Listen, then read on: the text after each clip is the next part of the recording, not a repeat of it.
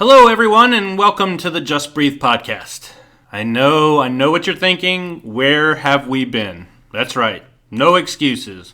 The world went a little crazy, but here we are in a time where we think that everybody needs to just breathe. So let me just take a moment to introduce my co-host. She is a great person, a wonderful pastor, and one of my closest friends, Luann Charlton. Eric, it's great to be back with you, man. It is good to be back. Even though we're socially distanced, we're properly across the room, absolutely, right? But it was great to sit with you again. Here we are. Yeah, man. It seems like forever. I can't believe the things that happened that kept us from being able to record. Yeah, it's pretty crazy because we knew we were going to have some time at the first of the year because I had a big Disney World trip planned with my family, and we knew we were going to have some of that stuff. But immediately when I got back from that, we were not able to be together. Yeah, one thing led to another, and it's been kind of interesting, though, because, you know, we've been called to practice what we preach again. Right. Yeah. Right. We've really been called to go back to whether this just breathe is, you know, the motivation for what we do or keeps us grounded. Is that where we want to be? Is that the message we want to send? And we have come to the conclusion, yes, now more than ever. Now more than ever, because it really is needed. I find myself just stopping to breathe quite often through this. Well, I mean, it is the way to continue to be in a place of as much peace as we can possibly have during this time, is to return back to our breath, which is an invitation for us to return back to God. Right. Yeah. And so a lot of that is in the breathing process. Yes. Because both of us have offices now at our houses yes. that we're doing all of our work. We've gone home, yes, in a we've sense. Gone home, yeah. I sit at home all day with my dog. Yes, I'm with my cat. There you go. What can I say? So that's our companionship all day, every day. And so here we are, sitting there, and I'm trying to think of different things to do to reach our kids in the youth group, to reach our community as a church. And I know you're doing the exact same thing. Yes.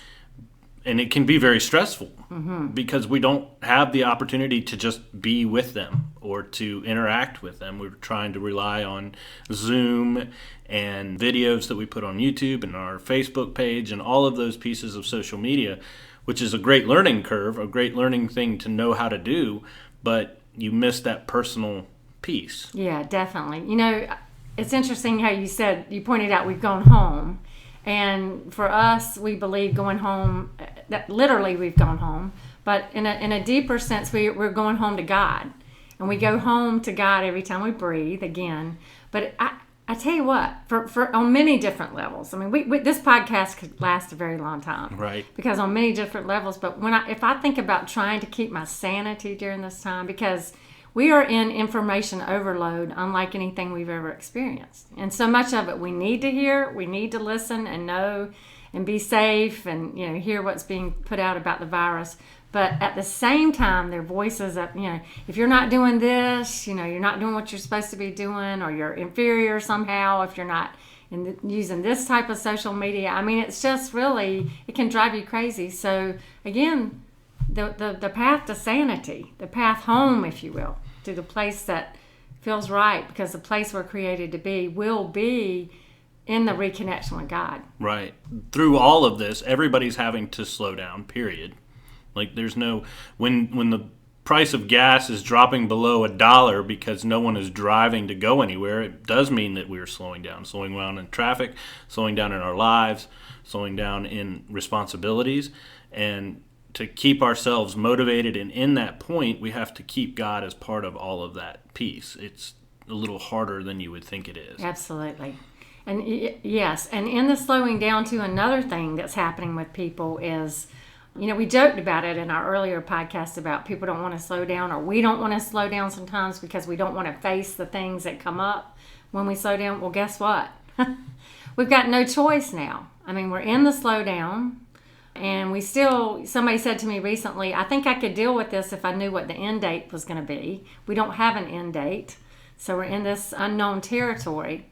And we're being asked to just begin to live in a completely different way. To bring it down again so that the connection can be there. To bring it down to a place where in the stillness, the things that are coming up for us, I've seen so many programs on television about anxiety and the fears that people face, and the really very difficult emotions that are coming up. But to go with the emotions in a way that it doesn't scare us half to death to do so. It's not fearful because God is present. So it's not fun. It's not easy at times. In fact, it's very difficult sometimes. But we feel that God is present with us. Which is an excellent point, because feeling God's presence with us is such an important part with everything that we have going on in our lives right now. I know there's a lot of craziness and a lot of difficulty in what we're doing, but what good are you seeing through this? I'd love to just start with the text, the Sunday after Easter, when Jesus appears, the post-resurrection appearance. And Jesus comes into the midst of their fear, walks straight in, and says to them, "Peace be with you." So God's presence comes in the form of that peace, that guidance, that there is a God that is so much bigger, a God that we trust, a God that we love, that is so much bigger than anything we're dealing with now. So for me, believe it or not, this is going to sound crazy, but I'm a little off anyway. But so I have been doing a lot of getting rid of the clutter in my life. Yeah. Mm-hmm. So whether it be outside in my yard, right, whether it's my closets, or I'm in my home office now, so I'm seeing this bookshelf, I need to get rid of this 10 books or whatever it might be.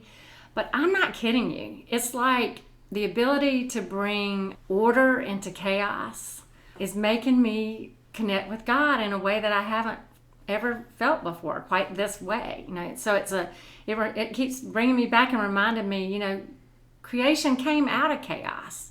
So anything that's being created now that's actually going to move me into the future in a much more peaceful place, a much more happy place. Right. I mean, it makes me happy to be able to know I'll be sharing some of the things I'm getting rid of. I'm getting rid of some of the past that I needed to let go of a long time ago. So.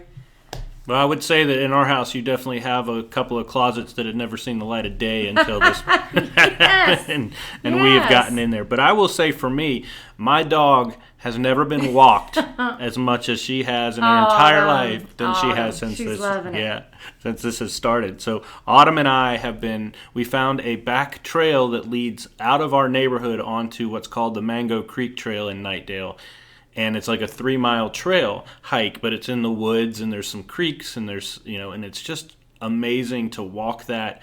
Most of the time in the morning, it's just the two of us, so I can take her off the leash, and we just sort of walk through God's creation together.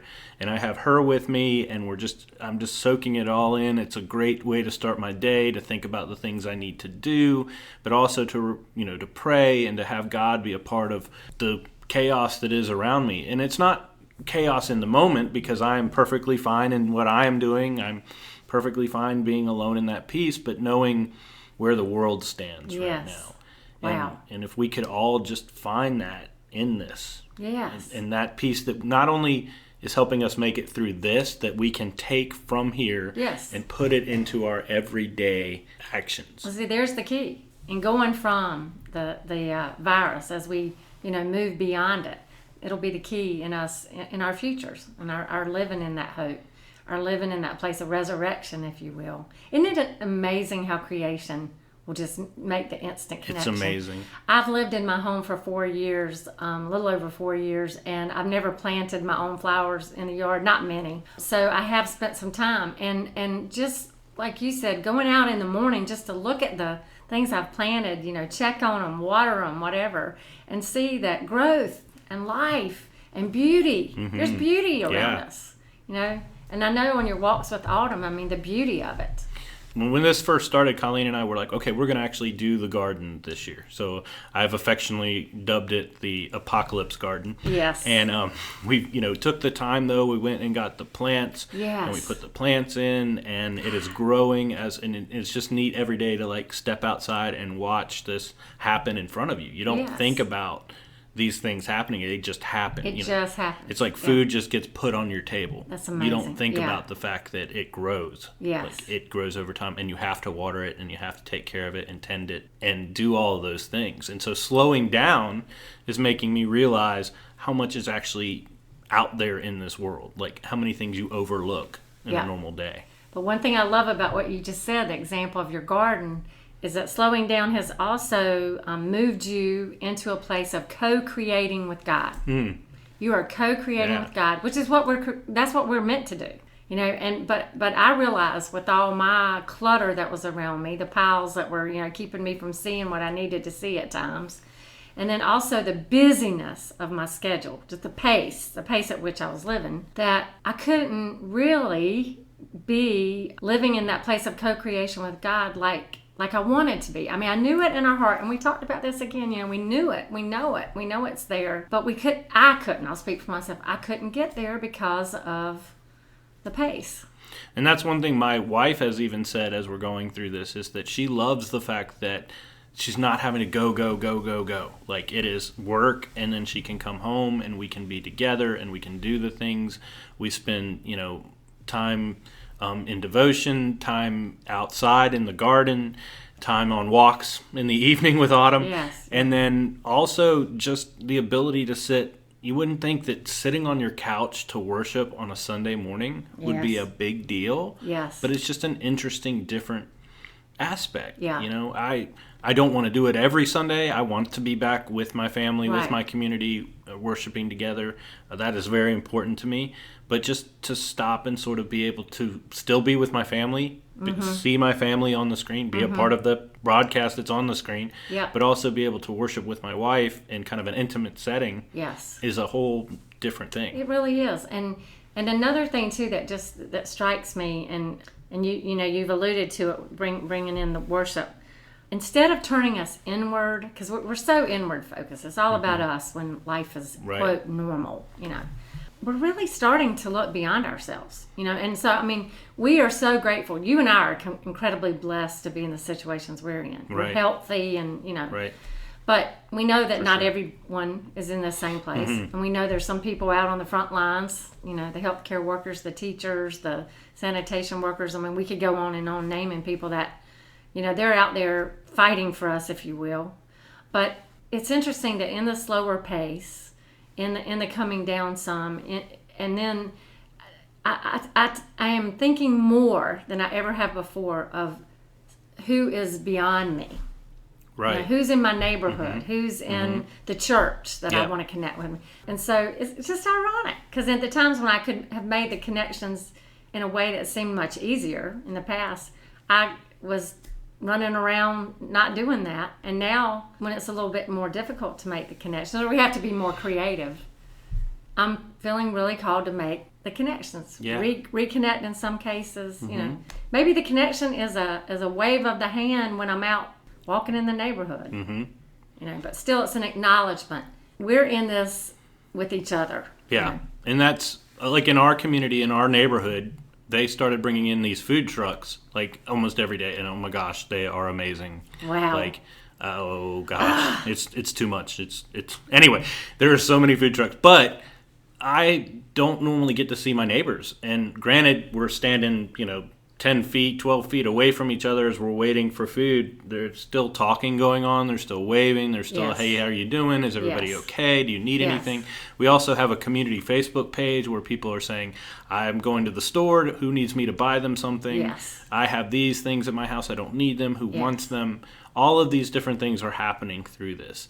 And that happens anyway, but to see that community happen so frequently and so much during this, and that people honestly care about each other, is just an amazing feat. And it's seeing God at work in the world. I just love it. I love it. And you're speaking of appreciation.